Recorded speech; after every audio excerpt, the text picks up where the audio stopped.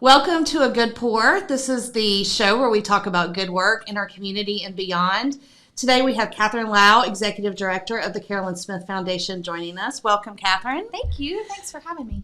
It's a joy to have you. Can you tell us a little bit about the Carolyn Smith Foundation and your work in general?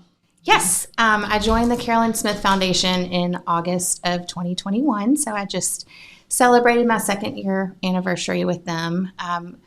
The Carolyn Smith Foundation is a grant-making organization based out of Sumner County, granting primarily in Middle Tennessee, but some nationally as well. And they have a very wide focus to grant-making, covering animals, arts and culture, education, environment, healthcare, human services, and military and veterans. So we do a little bit of everything. And my background is nonprofit fundraising, so that's kind of how I got there. Awesome. You have your marketing pitch down very well. I'm very proud of you. Thanks.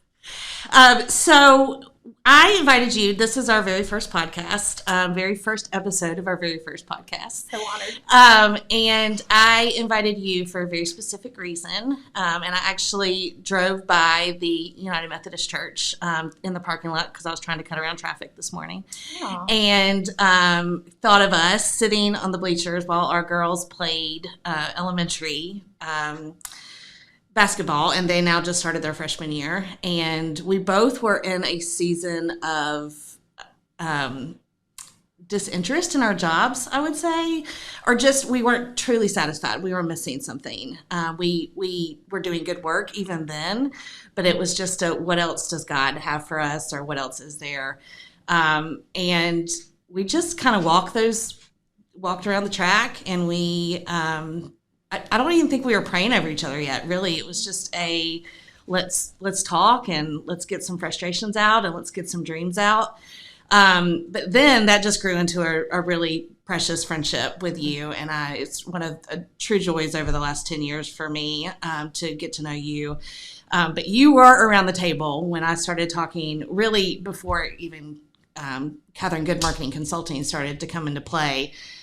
So there was frustrations with lots of jobs before that, and then I decided to start this business, and had a lot of just what am I doing? And so you were around the table when we decided to launch on springtime and on March 20th, first day of spring in 2021, and you've really been around the table since then. And so I feel like we specifically prayed about, the friends that we would need, and not knowing the seasons that we were going to enter into. And you were there I think we were there for each other. Absolutely. And so I just, for me, starting this, I wanted to go back to the roots, the seed, if you will, and talk about just what friendship means in good work, and the idea that we need to pray into something and have the right people around the table for it to come to life.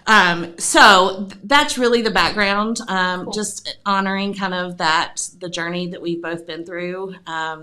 And as this has come along, you have also, come to, bring lots of life to nonprofit communities. And I know that there's lots of stories you love to tell about nonprofits. So you're doing excellent, good work. So how do you do good work through your nonprofit organization? And then kind of just tell us a little bit about how you got involved with it, because that's an awesome story too. Yes. So I think that in terms of good work, it's kind of obvious, but I think of good work in kind of three buckets for my life. There's financial capital, which is an obvious way that I'm doing good work with the Carolyn Smith Foundation. But I also think that there is relational and human capital that's really important to good work, and then intellectual capital. And so I try to come at my work with all three of those buckets every day. The human capital piece is relationships, and it's connecting. And back from the earliest days of probably back to college, I love, and I love making matches. You know this about me. We've chuckled about that. But I have some success stories in my past with matchmaking, but it's really cool to see how God has used that love for connecting people into this nonprofit space and into my professional everyday work. So yes, we make grants to a lot of organizations, but with that, I get to know the leaders and the stories behind so many organizations across Middle Tennessee.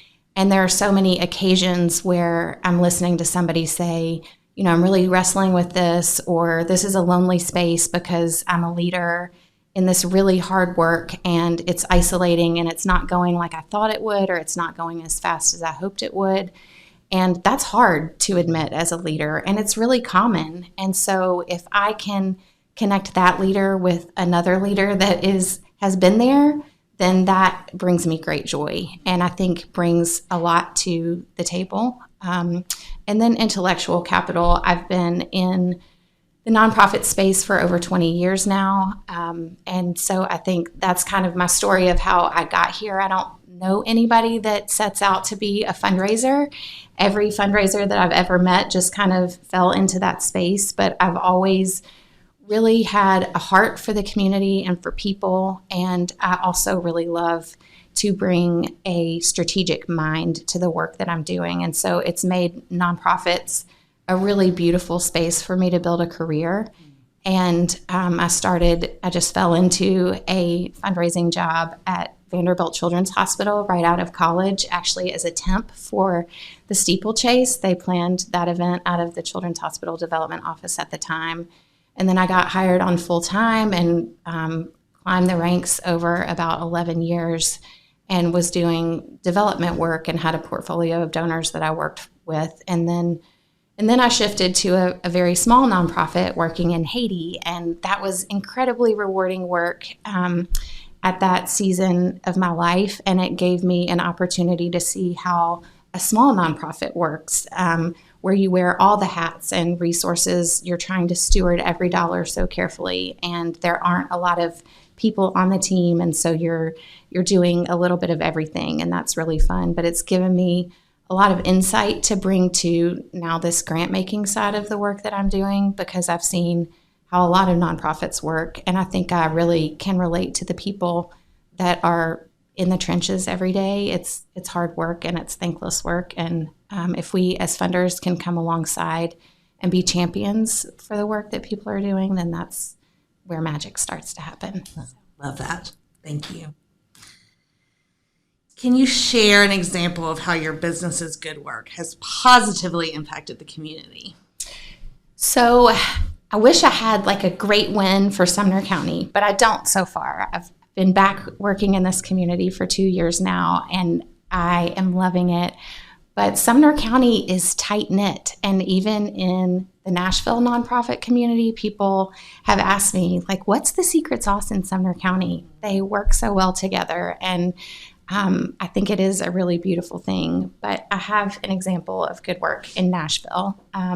There's a nonprofit that works with homeless men, getting them off the streets and helping them they get a certification to work in a high-end kitchen. So once they complete this training, they can get a living wage job. And during their training, they're going through kind of rehabilitation programming if they need it, but also they have housing, and it's just a safe space for them to heal and to they learn about managing their finances and things like that. So it's a wonderful program, but this nonprofit is very thinly spread. They are it's a husband and wife that are the main two staff people running the nonprofit, and they have struggled to get their story out.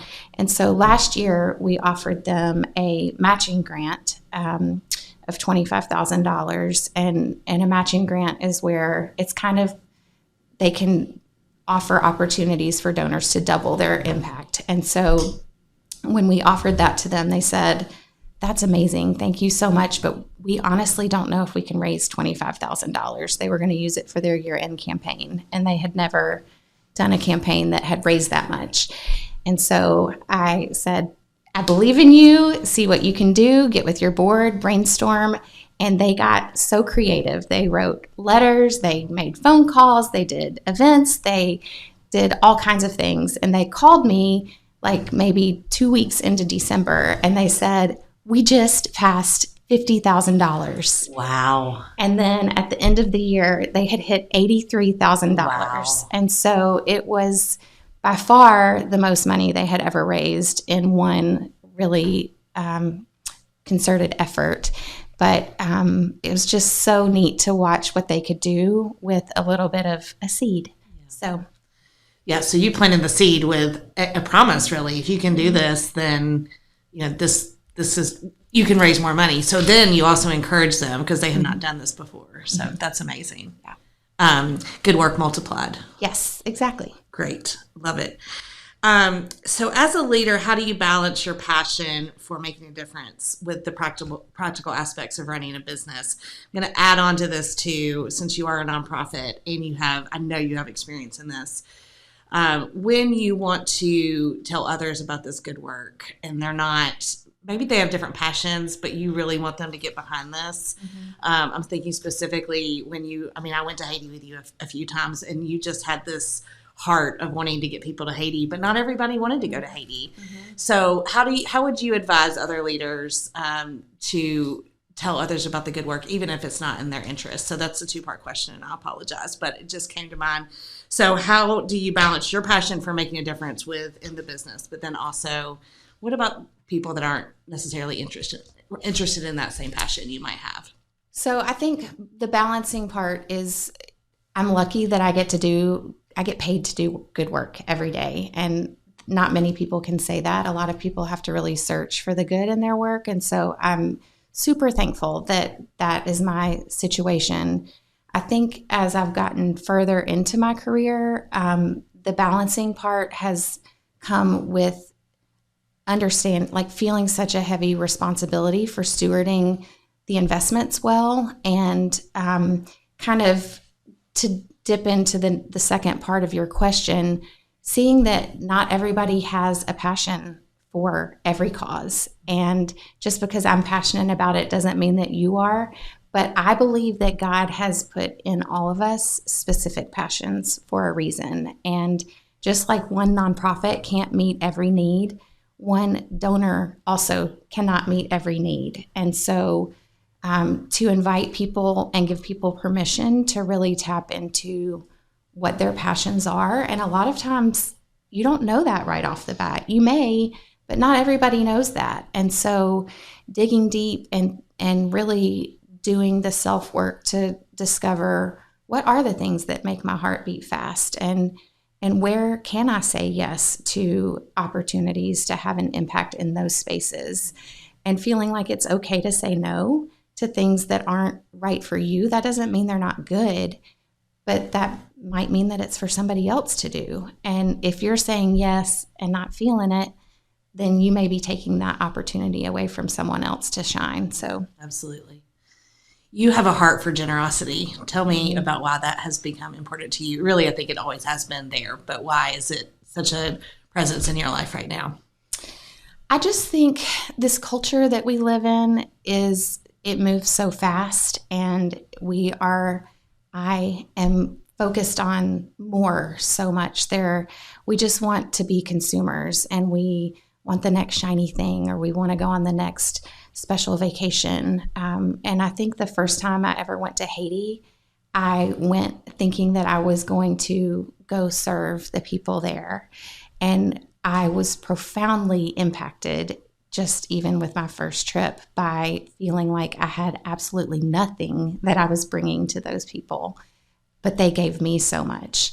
And that first experience, and every experience in Haiti that I had, was so impactful. It wasn't, yes, I was going to the Caribbean, which was nice.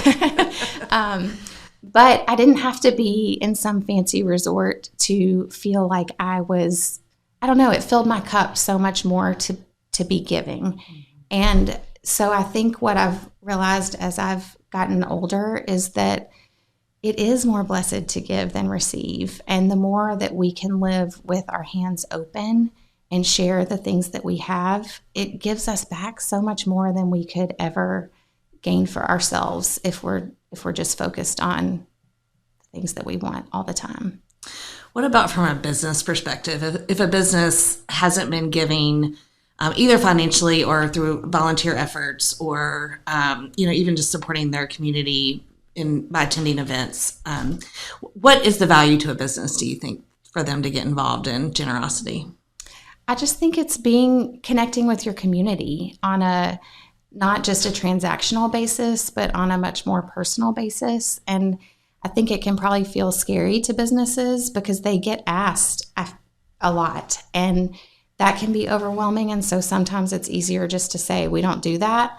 But I think if you take a little bit of time to set a strategy and talk about where it would make sense for you to give back to the community, or where it would be fun to give back to the community. Who are your employees? Do they have kids in schools where you could support the sports? Or would it be fun to do a volunteer event with Shalom Zone or United Way as a team?